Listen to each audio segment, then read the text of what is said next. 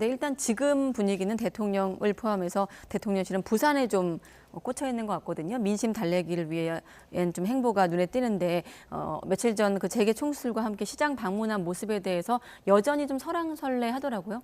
네, 아무래도 대통령이 이번에 부산 방문을 한 거는 최근에 엑스포 유치 과정에서 뭐 안 될 거라고는 대충 예상을 했습니다만 예상보다 훨씬 큰 표차로 부산이 떨어지다 보니까 부산 지역의 민심이 굉장히 술렁이고 있다는 것이 좀 공지의 사실이었던 것 같습니다.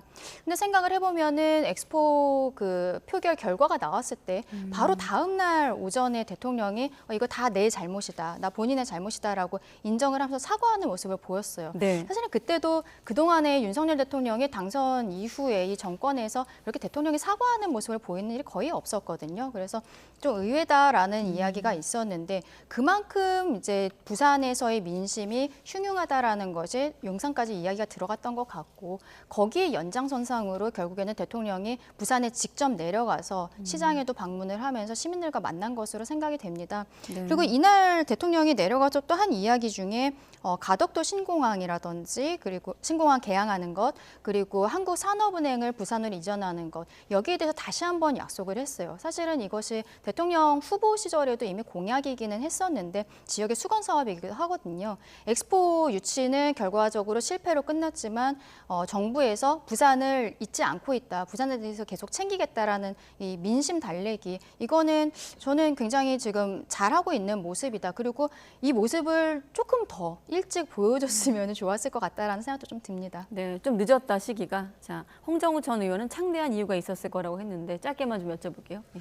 창대한 이유가 있는지에 대해서는 당연히 이제 그게 창대한 건지는 모르겠습니다. 말씀하신 것처럼 선거에 대한 민심이 흔들리니까는 지금 부산 경남 지역에 대한 어떤 배려를 뭔가 보여줘야 되겠다는 어떤 그런 내용 아니겠습니까? 네. 그런데 이게 저는 문제가 뭐냐면 그런 민심이 흔들리고 있다라는 것을 감지하는 것은 쉬운 일입니다. 근데 거기에 대한 대책을 어떻게 할 것이냐에 대해서는 그것은 굉장히 정무적인 판단이 굉장히 신중하게 들어가서 효과가 가장 생산적으로 좋게 나올 수 있는 그런 판단을 해야 되는 건데 네. 지금 보면은 즉흥적이고 그리고 땜질에 가까운 그런 어떤 대응을 하는 거예요.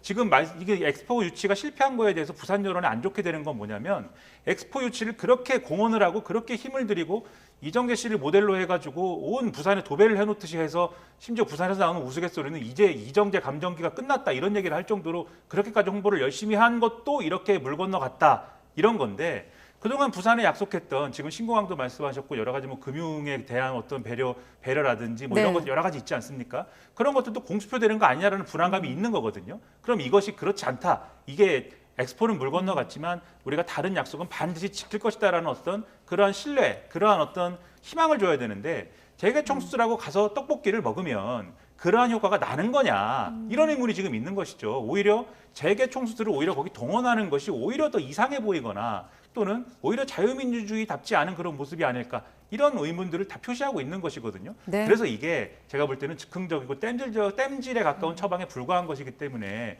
오히려 지금 이런 것들도 이 처방과 대응이 잘 되는 것 같지 않은 모습이다 이런 말씀 드리는 겁니다.